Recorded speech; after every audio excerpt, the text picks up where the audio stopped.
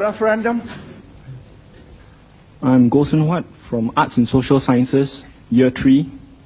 Mr. Chairman, I have a question for the Prime Minister. Does the Prime Minister foresee a decline in religious tolerance in the near future in Singapore? I do not foresee, I have already seen.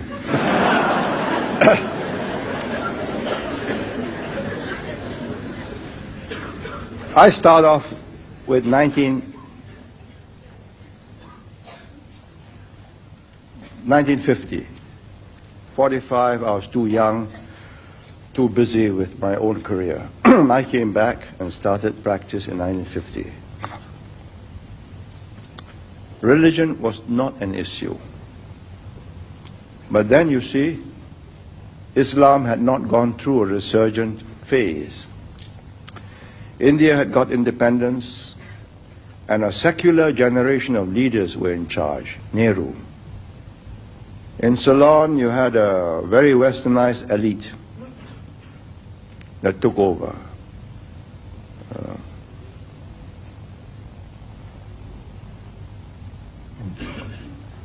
Buddhist nominally, but very accommodating of other religions.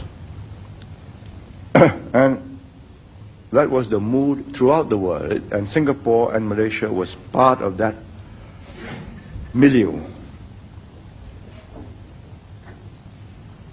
The climate has turned harsher. If you read Mark Tully on his book on India, he is the BBC correspondent in India, he points to Mrs. Indira Gandhi as the person who made India more Hindu. Because according to him, she was faced with a different situation, and she decided to rally the North, which was Hindu, by appealing to the Hinduness. Meanwhile, of course, Islam had gone through a resurgent phase. But now it has a political tinge to it. It's a riot about power, about the way the Hindus were governing India at the expense of what Muslims claim to be their rights. I did not expect this to affect Singapore, but it has.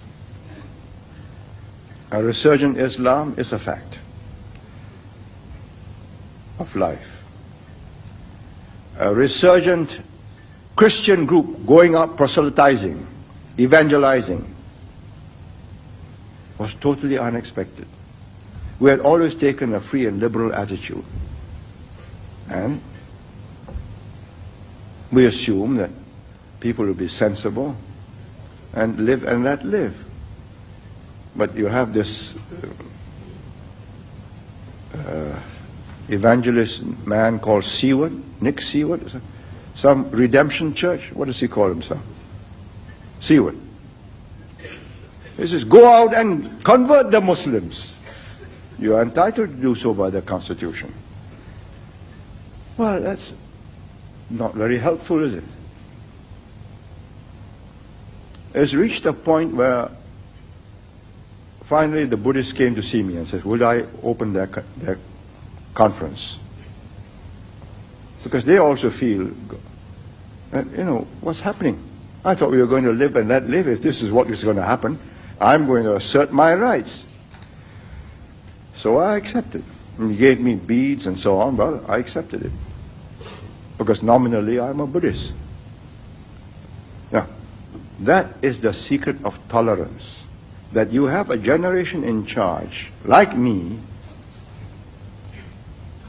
by and large secular in our approach, definitely in how to govern a country, and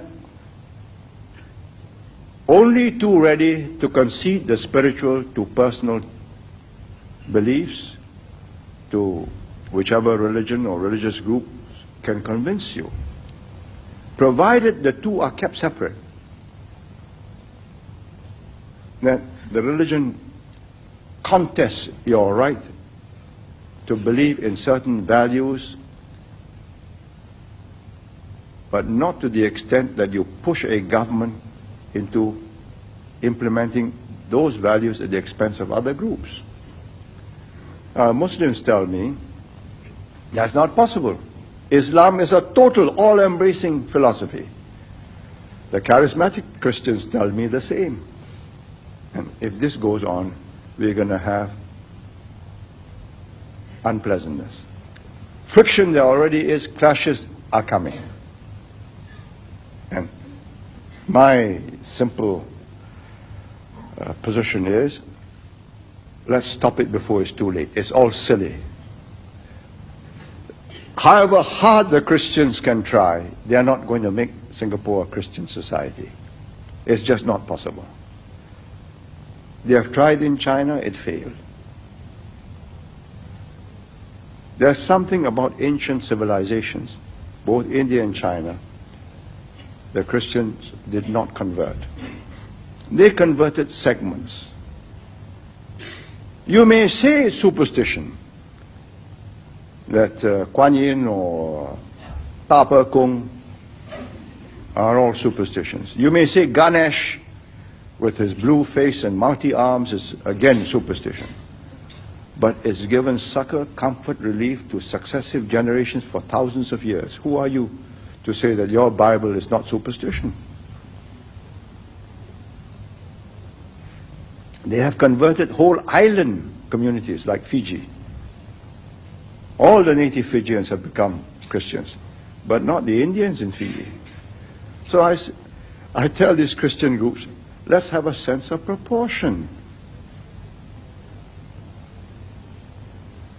Let's live and let live. You're not going to change the world. Maybe you change a few individuals for a very brief period of time, maybe a few years. He gets excited and he's seen the light. But he's got to live. And you look at the Europeans. They were the earliest Christian nations. They're not excited. Their churches are being deconsecrated and becoming bingo halls.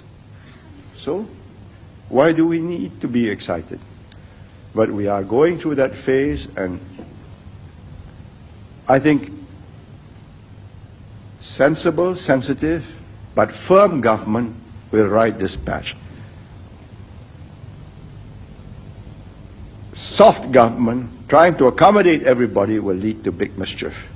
My name is Lau Yiling, and I'm a first-year arts and